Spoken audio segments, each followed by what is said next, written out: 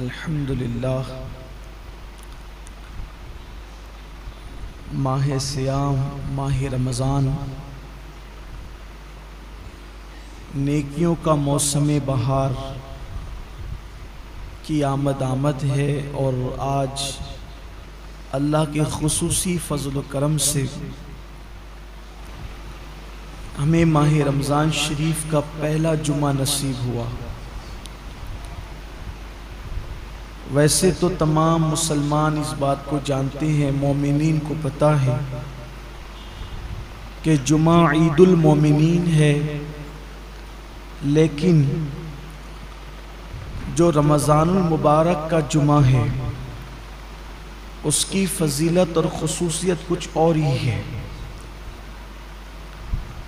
जैसे ही जुमेरात का सूरज गुरूब होता है रमज़ान शरीफ में, तो जुमा का सूरज गुरूब होने तक हर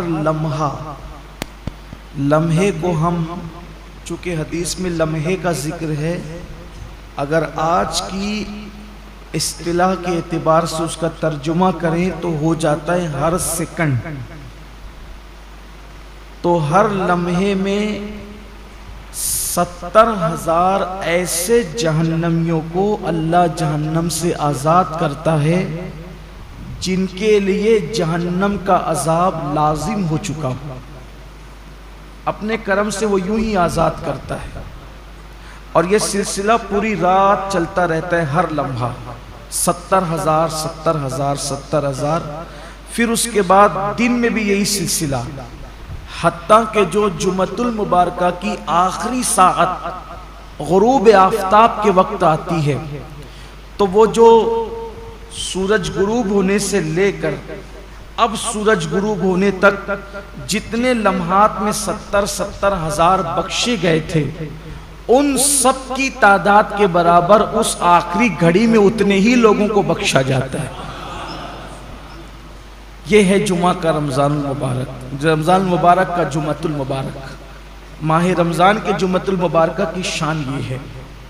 अब आप अंदाज़ा करें कि हम कितने कीमती लम्हात में हैं और ये लम्हात कितने कीमती है। इसलिए इसको गनीमत जानना चाहिए, इसका एहतराम करना चाहिए, इसकी ताज़ीम करना चाहिए। अल्लाह कुरान मुक़द्दस में इरशाद फरमाता है, वमन युअज़्ज़िम शाइरल्लाह फ़इन्नहा मिन तक़वल क़ुलूब, के जो अल्लाह की निशानियों की ताज़ीम करते हैं तो ये दिलों के तक़वे की वजह से, यानी जिनके दिलों को अल्लाह ने तक़वे के लिए चुन लिया है वो अल्लाह की निशानियों की ताज़ीम करते हैं। अल्लाह की निशानियों की ताज़ीम का मतलब क्या? पहले अल्लाह की निशानी क्या? जैसे कुर्बानी के जानवर, ये अल्लाह की निशानी, काबतुल्लाह शरीफ अल्लाह की निशानी है, सफ़ा मरवा अल्लाह की निशानी है, औलिया अल्लाह के मज़ारात अल्लाह की निशानी है, औलिया अल्लाह का वजूद अल्लाह की निशानी है। इसी तरह माह रमज़ान शरीफ अल्लाह की निशानी है। अल्लाह की निशानी का मतलब देखो, निशानी उसको कहते हैं जिसको देखकर अस्ल याद आए। जिसको देखकर हम कहते हैं ये फलां की निशानी, ये फलां, यानी जब मैं ये देखता हूँ तो वो याद आता है। जैसे किसी ने मुझे अंगूठी दी तो ये अंगूठी फलां की निशानी, कि मैं अंगूठी देखता हूँ तो देने वाला याद आता है। तो जिन जिन चीज़ों को देखने से खुदा याद आता है वो अल्लाह की निशानी है। और जो अल्लाह की निशानियों की ताज़ीम करे, एहतराम करे, तो ये उसके दिल में तक़वा है, अल्लाह का डर है, वो उसके दिल में परहेजगारी है। इस बुनियाद पर वो अल्लाह की निशानियों की ताज़ीम करता है। तो अब रमज़ानुल मुबारक का एहतराम वही दिल कर सकते हैं, वही क़ुलूब कर सकते हैं जिस दिल के अंदर तक़वा मौजूद है, परहेजगारी मौजूद है, अल्लाह रब्बुल इज़्ज़त का खौफ मौजूद है। उन्हीं लोगों को अल्लाह तौफीक देता है निशानियों के एहतराम की और निशानियों की ताज़ीम की। अब हम देखें कि क्या हमारे दिल के अंदर अल्लाह की निशानियों की ताज़ीम है? हर निशानी की ताज़ीम अलग अलग है। तब रमज़ान शरीफ की ताज़ीम कैसे करेंगे? जैसे अगर किसी वली को देखें, किसी अल्लाह वाले को देखें, तो उसकी ताज़ीम यह कि हम उठ के खड़े हो जाएं, उसके हाथों में हाथ दे दें। ज़्यादा से ज़्यादा ताज़ीम यह कि उसकी दस्तबोसी करें, उससे दुआएं लें। लेकिन क्या रमज़ान शरीफ के लिए हम कैसे उठ के खड़े हों? ये दिखने वाली चीज़ तो है नहीं। इसके हाथ तो है नहीं कि हम इसके हाथ चूम लें। तो इसकी ताजीम का मतलब क्या है? तो सबकी ताजीम जुदा जुदा है।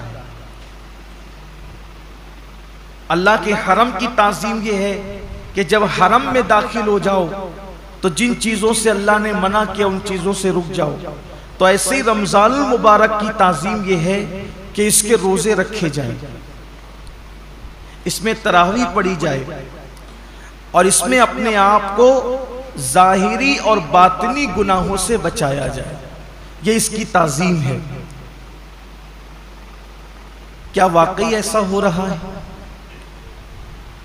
अल्लाह का शुक्र है कि हमारे गुंबदो मीनार के शहर मालेगांव में एक बड़ी तादाद में लोग रोज़ा रखते हैं। हत्ता कि हमारे यहाँ छोटे छोटे बच्चों को भी अल्लाह ने ये तौफीक बख्शी के छोटे बच्चे भी रोज़ा रखते हैं। ख़वातीन इसमें मर्दों से कुछ आगे है रोज़े के मामलात के अंदर, लेकिन कहीं ना कहीं अब भी कमी है। अब भी एक बहुत बड़ी तादाद है जो रोज़ा नहीं रखती, रोज़ा रखने से महरूम है।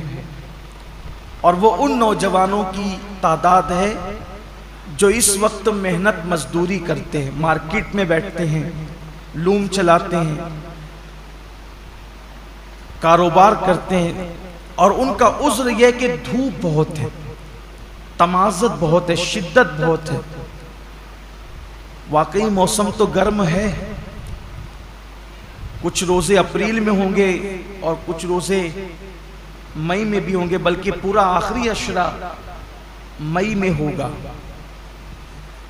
और गर्मी का और मेहनत का उज़्र पेश करके लोग रोज़ा छोड़ देते हैं।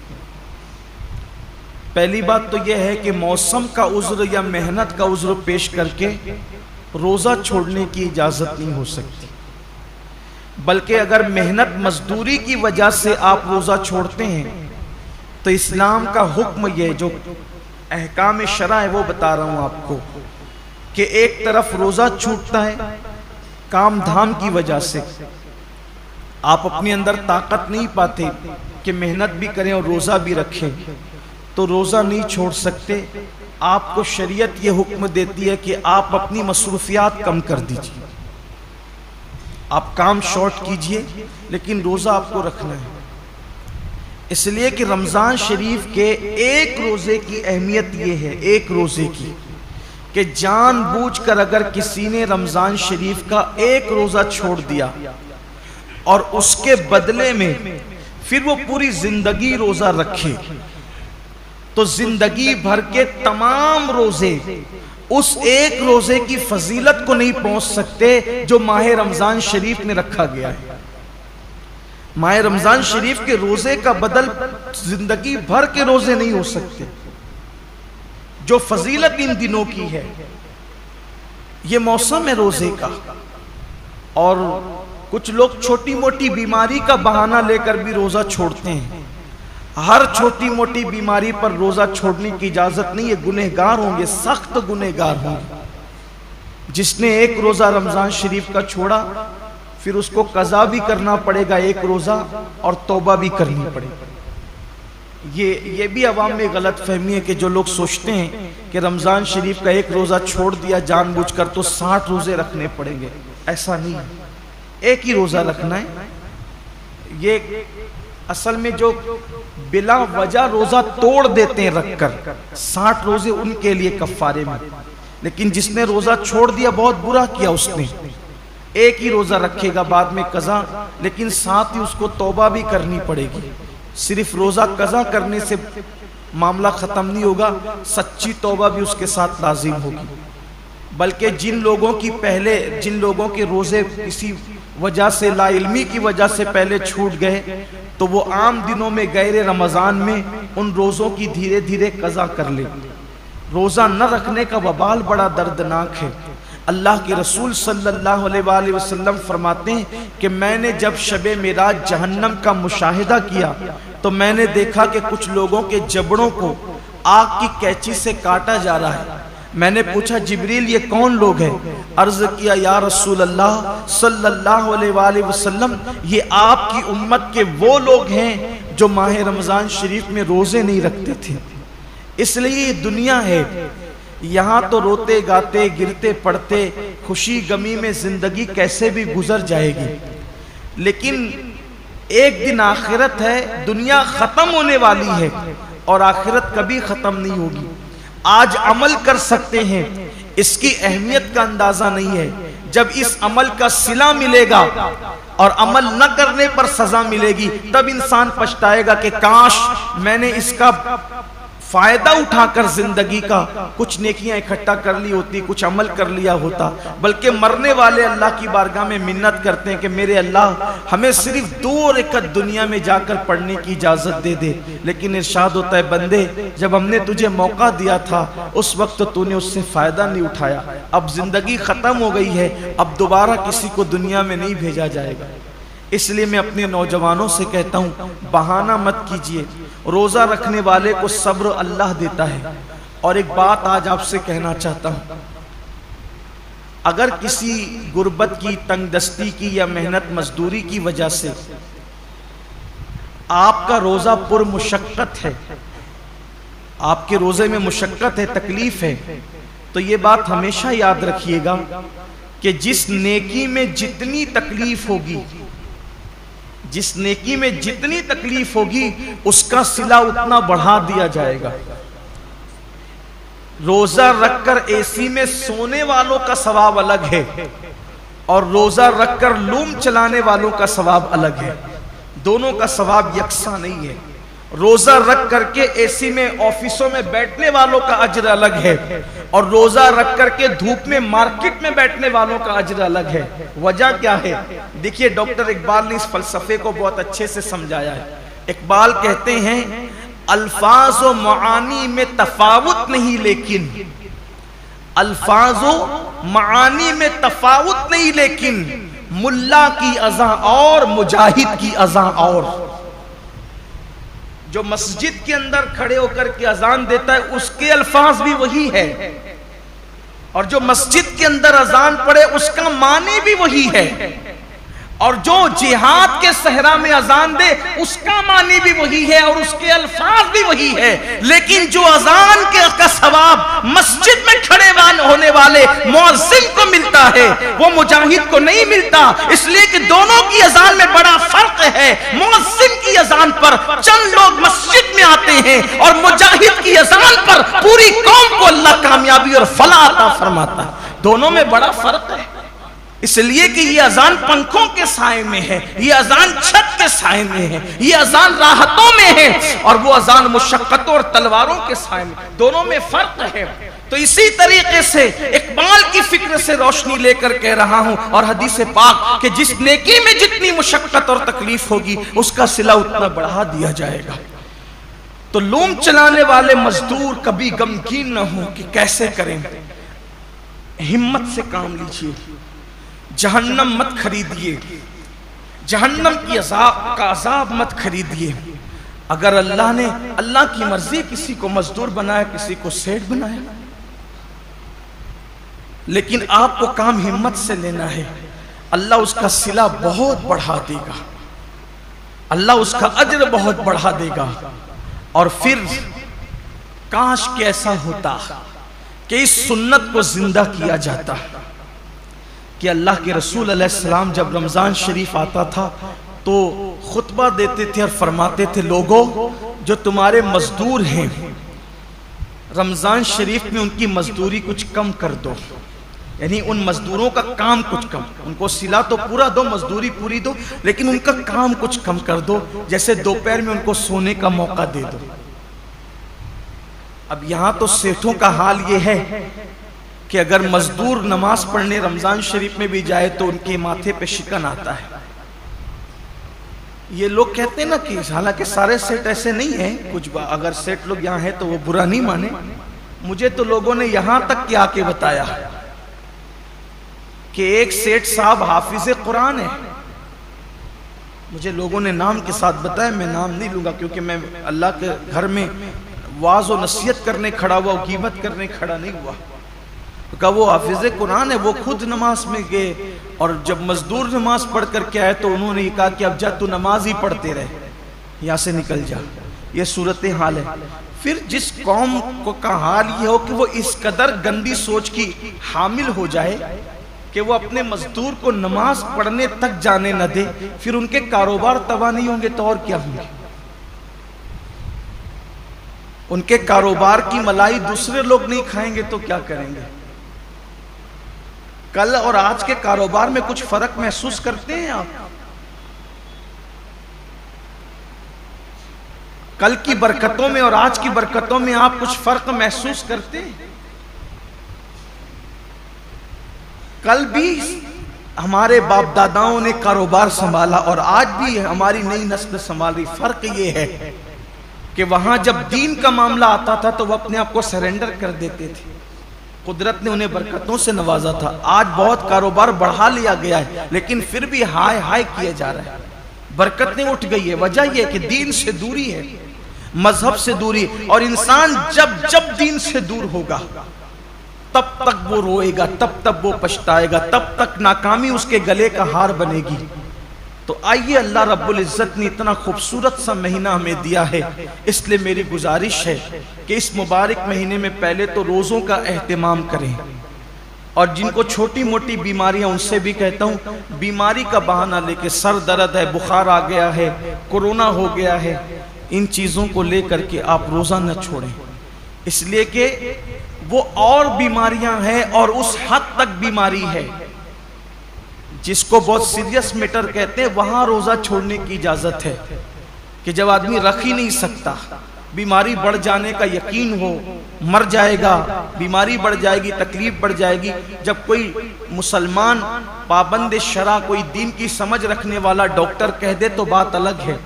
अपनी मर्जी से फतवा देना कि मैंने रोजा नहीं रखना, मैं बीमार हूं, जबकि अल्लाह के रसूल अलैहिस्सलाम का फरमान है रोजा रखो सेहतमंद हो जाओगे। रोजे से बीमारी नहीं बढ़ती बल्कि रोजे से सेहत मिला करती। जब अल्लाह के रसूल ने कह दिया जो तबीबों के तबीब है, जो हकीमों के हकीम है, जो सिर्फ जिस्म के हकीम नहीं बल्कि रूहानियत के भी हकीम और तबीब है, तो जब उस रसूल ने फरमा दिया रोजा रखो सेहतमंद हो जाओगे, तो फिर सेहत मिलना ही मिलना है। इसलिए बहाना ना करो। एक हदीस पाक और याद आती है, फरमाया गया हर किस्म, हर चीज की ज़कात है, हर चीज की। जैसे माल की ज़कात, जिसने माल की ज़कात दे दी उसका माल अल्लाह के किले में महफूज हो गया, अब उसके माल को कोई नुकसान नहीं हो सकता। ऐसे ही जान की भी ज़कात है, जिस्म की भी ज़कात है। तो जान की ज़कात क्या है? मेरे आका अलैहि सलाम फरमाते हैं रोजा ये तुम्हारी जान की ज़कात है, तुम्हारे जिस्म की ज़कात। मतलब जो लोग रोजा रख लेते हैं अब उनकी जान भी अल्लाह महफूज कर लेता है, वो मोहलिक बीमारियों से, मूजी बीमारियों से महफूज हो जाते हैं। आप देखिए अल्लाह के औलिया, आज जितनी कसरत से बीमारियां हैं पहले नहीं थी, और जो बीमारियां आज है वो पहले नहीं थी। क्यों? उस दौर में लोग सिर्फ रमजान शरीफ के रोजे नहीं रखते थे बल्कि महीने में 13, 14, 15 तारीख को भी अक्सर मुसलमान रोजा रखते थे। 3 रोजे तो महीने में रखते ही थे मुसलमान। फिर उसके बाद जो और दिन से करीब थे वो पीर और जुमेरात के भी रोजे रखते थे। फिर मौका ब मौका आशूरा का रोजा, ये रोजा, वो रोजा, यानी जो मौका आया उसके बहाने से रोजे रखते थे। इसलिए ये बीमारियां उनको नहीं थी जिन बीमारियों में हम मुब्तला है। क्यों? क्योंकि वो जिस्म की ज़कात निकालते रहते थे, और जब ज़कात निकलती रहेगी तो जिस्म महफूज होता रहेगा। हम समझते हैं कि खाने से ताकत मिलती है, ताकत खाने से नहीं मिलती, खाना तो एक बहाना है। फरमाया गया कम खाना ये सेहत, इंसान को सेहतमंद करता है, कम ग़िज़ा इंसान को सेहतमंद करती। हम खाने के लिए पैदा नहीं हुए, खाना हमारे लिए पैदा हुआ। बुजुर्गों ने फरमाया जीने के लिए खाया करो, खाने के लिए जिया मत करो, अल्लाह के लिए जियो। ये इंसान की सोच और फिक्र होना चाहिए। तो पहली चीज ये है, रोजा रखिए, रोजे का एहतमाम कीजिए, और रोजा रखिए तो इस तरह रखिए जैसे अल्लाह ने रोजा रखने का हुक्म दिया है। ये दूसरा बाब आपके सामने पेश करने लगा। पहले तो रोजा रखिए, अब जो रोजा रखते हैं उनके लिए इस तरह रखिए जैसे अल्लाह ने रखने का हुक्म दिया। अब अल्लाह ने रोज़ा रखने का हुक्म कैसे दिया? हदीस पाक में आता है कि अल्लाह के रसूल सल्लल्लाहु अलैहि वसल्लम फरमाते हैं कि बाज़ रोज़ेदार ऐसे होते हैं जिनको रोज़े में भूख और प्यास के सिवा कुछ नसीब नहीं होता, यानी सिर्फ वो भूखे और प्यासे रहते हैं, बस उनको कुछ मिलना नहीं है। वजह इसलिए कि उन्होंने जो हलाल खाना था, तवज्जो करना, जो हलाल खाना था, जैसे खाना हलाल है ना, पानी भी हलाल है, मगरिब बाद तो खा सकते हैं ना, वो तो हलाल ही है, सुबह सादिक से पहले खा सकते हैं, हलाल ही है। लेकिन रोजा रखने की नियत करने की वजह से वो हराम हो गया तो रुक गए खाने पीने से।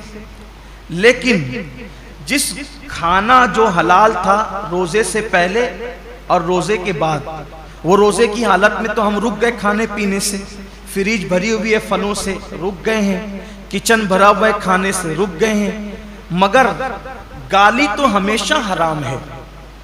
क्या रोजे में लोग गाली से भी रुके? पाप की नजर किसी औरत पे उठाना ये तो हमेशा हराम है। क्या आंखों को भी लोगों ने कंट्रोल किया? नमाज तर्क करना ये हमेशा हराम है, नमाज को छोड़ देना ये हमेशा हराम है। क्या लोग रोजे की हालत में नमाज के पाबंद हुए? बेशुमार रोजेदार हैं जो नींद से उठते हैं, बिस्तर पे सहरी खाते हैं, वहीं सो जाते हैं। ये कौन सा रोजा है जिसमें कोई नमाज ही नहीं? ये कौन सा रोजा? रोजे के मुतालिक मेरे आका सल्लल्लाहु अलैहि वसल्लम के फरमान का मफहूम है, रोजा वो है सही माना में। कौन सा रोजा? जो आंख का भी रोजा हो, जो जबान का भी रोजा हो, जो कान का भी रोजा हो, जो हाथ का भी रोजा हो, जो पैर का भी रोजा हो। आंख का रोजा यह है कि जिन चीजों को अल्लाह ने हराम कर दिया, रोजे की हालत में उन्हें ना देखो। यहां तो रोजे में लोग गेम खेलते बैठे हुए, देख लीजिए, टाइम पास कर रहे हैं। क्यों भाई गेम खेलते हो, तस्बीह क्यों नहीं पढ़ सकते? ये तो महीना तस्बीह और तिलावत का है, दुरूद शरीफ का है। अच्छा ये तो गेम खेल रहे, इसमें कोई तस्वीर तो नहीं है, ये हराम तो नहीं है। इस्लाम में वक्त जाय करना ही हराम है, तज़ीय औकात हराम है इस्लाम के अंदर। गेम खेलना मोबाइल पर ये हराम है। हालत रोजा में ये कौन सा हराम काम लोग लेके बैठ गए? बच्चे गेम खेल रहे हैं, जवान गेम खेल रहे हैं, औरतें गेम खेल रही है, लगे हुए सब मोबाइल पर। तो रोजा रखा तो क्या माज़अल्लाह हमने एहसान किया कि आप गेम खेलने बैठ गए? ये रोजा तो नहीं हो सकता।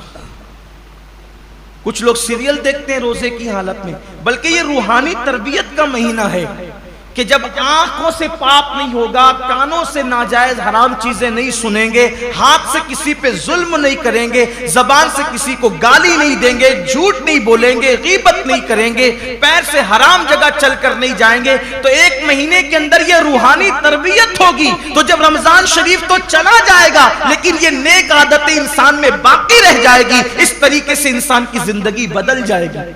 ये महीना बदलने के लिए आता है, ये महीना इंसान को तब्दील करने के लिए आता है, ये महीना इंसान की जिंदगी में इनकलाब बपा करने के लिए आता है। अब जबान झूठ बोल ही रही है। कुछ लोगों का तो रोजा उस वक्त तक मुकम्मल ही नहीं होता जब तक वो दो चार लोगों से झगड़ा ना करें। बड़ा नाजुक होता है कुछ लोगों का रोजा, यानी उनका दिमाग चिड़चिड़ा हो जाता है रोजे के अंदर, इससे लड़, उससे झगड़, उसको गाली दे, उससे ये हालत होती है। रोजा ये नहीं। अल्लाह के रसूल अलैहिस्सलाम फरमाते हैं, अगर कोई रोजे की हालत में तुमसे झगड़ा करे तो उसको कह दो कि भाई मैं रोजे से, मैं अपना रोजा खराब नहीं करना चाहता। रोजे में झगड़ा नहीं होना चाहिए, रोजा नहीं है। अब आपके सामने बताऊं, ऐसा रोजा रखो कि खाने पीने के साथ आंख पे भी कंट्रोल हो, जबान पे भी कंट्रोल हो, हाथ पे भी कंट्रोल हो, पैर पे भी कंट्रोल हो, सोच पर भी कंट्रोल हो। अब ऐसे रोजे का सिला क्या है? तो अल्लाह खुद फरमाता है, रोजा मेरे लिए है और मैं ही उसकी जज़ा हूं।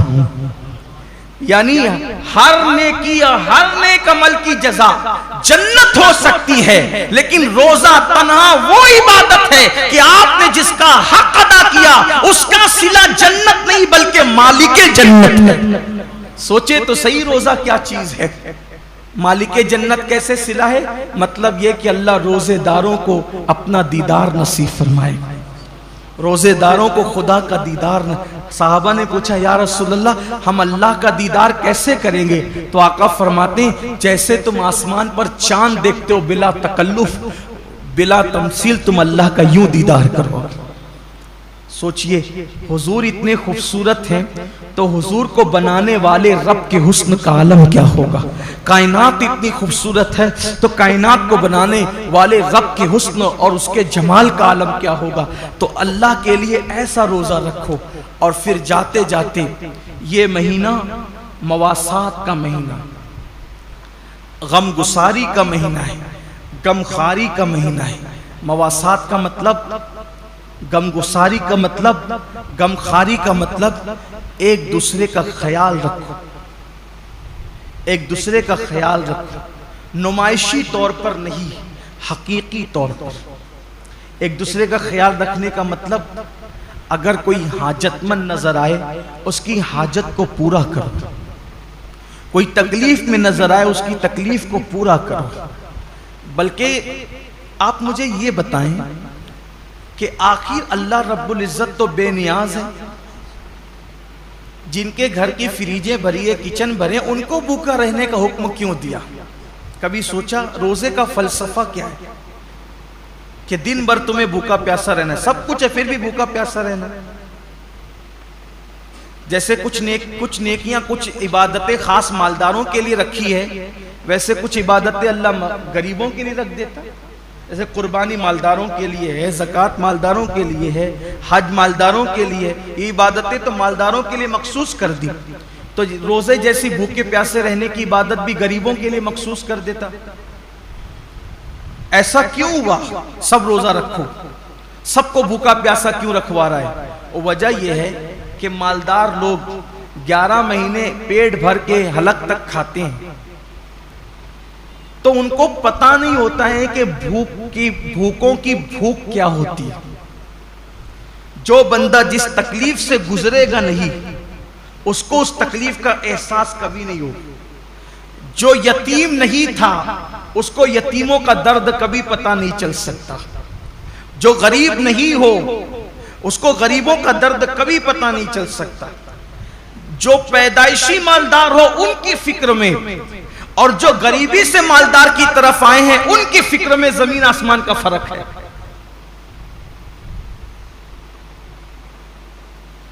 एक मर्तबा का वाकया है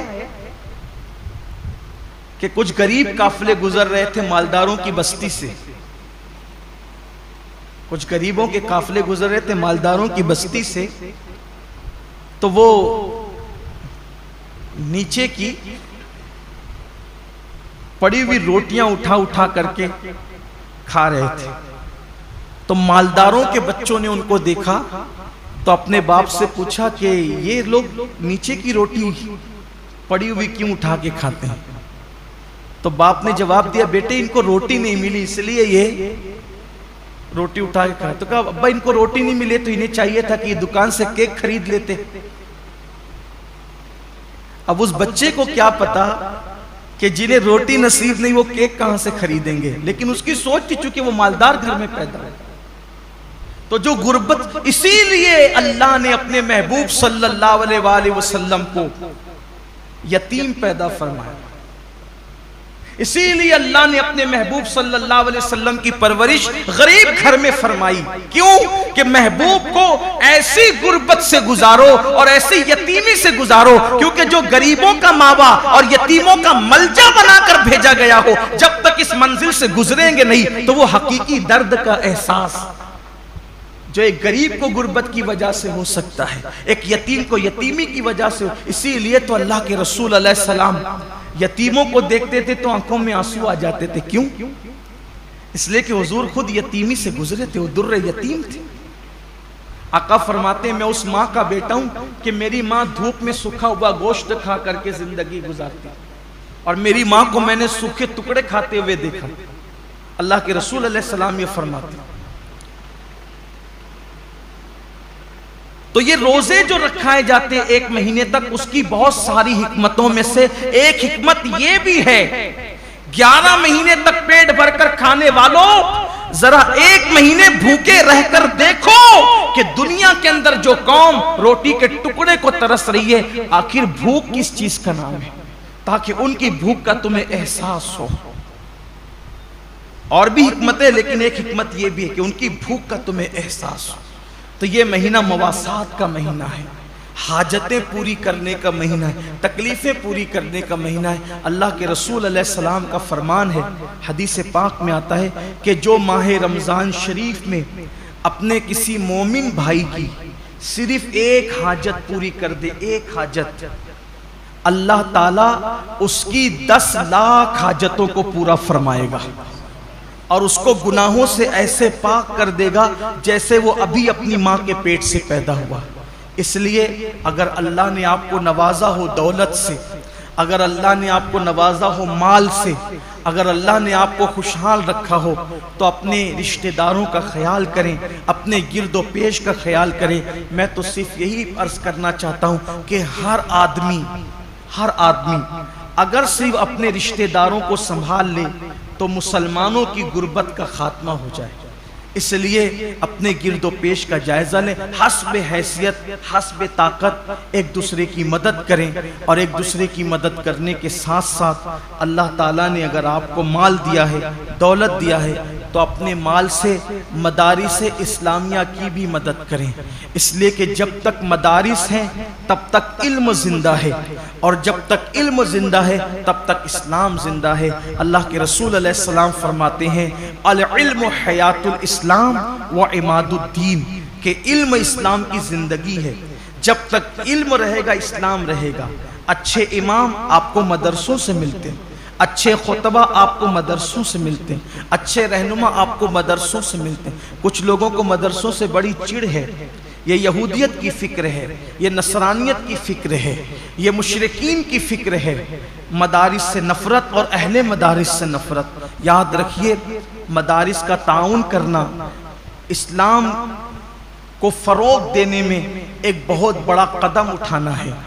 आप जिस भी मदरसे से मुत्तफिक हैं, जहाँ के काम से आप मुतमईन हैं, वहाँ मदरसे की मदद करें।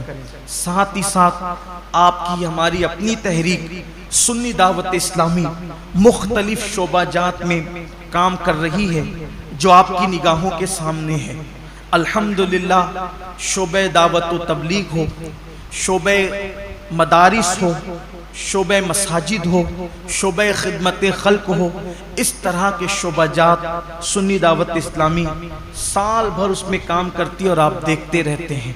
अल्लाह का शुक्र है, शोबे मदारिस के ज़ेर एहतिमाम 3 दारुल चलते हैं और 60 मदारिस और मकातिब चलते हैं, और 60 मकातिब जो पूरे शहर में चलते हैं, तकरीबन उसमें 2700 कमोबेश तलबा और तालिबात तालीम हासिल करते हैं। तो अगर अल्लाह ने आपको नवाजा है तो अपने ज़कात, खैरात और फितरे की रकम से आप इन तमाम शोबाजात को मजबूत करें। अल्लाह का शुक्र है, इज्तिमाई शादियों का नज़्म भी आप देखते रहते हैं, साल भर में सब सारी एक्टिविटीज़ आपके सामने हैं। आप देते हैं पैसे, उसके बदले में आपको हुफ़ाज़ किराम दिए जाते हैं, उलमाए किराम दिए जाते हैं, जो आपकी निगाहों के सामने हैं। यानी आपकी दी हुई रकम आपकी निगाहों के सामने आपके अपने शहर पर खर्च होती है और आपके अपने शहर के बच्चों पे खर्च होती है। इसलिए आप ज़कात तो निकालेंगे ही, कहीं ना कहीं देंगे।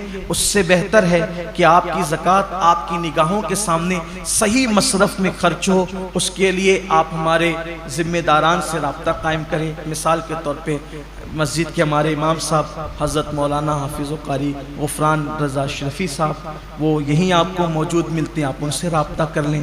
हमारे उस्मान भाई हैं, उनसे रब्ता कर लें। हमारे जमील भाई हैं, उनसे रब्ता कर लें। दिगर अहबाब हैं, लेकिन मेरी गुजारिश है कि आप शोबे मदारिस व मसाजिद को और तहरीक को अपने अतियात से, ज़कात और सदक़ात से ज़रूर मजबूत और मुस्तहकम करें, ताकि अल्लाह ताला का दीन मज़ीद मजीद फ़रोग पाए और दीन को अल्लाह ताला मजीद तरक्की अता फरमाए। साथ ही साथ अपने रिश्तेदार और अहबाब का भी और अपने आस पड़ोस का भी खुसूसी ख्याल फरमाए और खुसूसी तवज्जो फरमाए। अल्लाह तबारक व ताला पूरी उम्मत पर करम की नज़र फरमाए और ख़ास तौर पर 2 वक्त को ज़ाय न करें, 2 टाइम को ज़ाय न करें। एक तो सहरी का आखिरी वक्त जो फज्र से पहले का होता है और एक तो इफ्तार का वक्त जो बिल्कुल गुरूब के करीब होता है।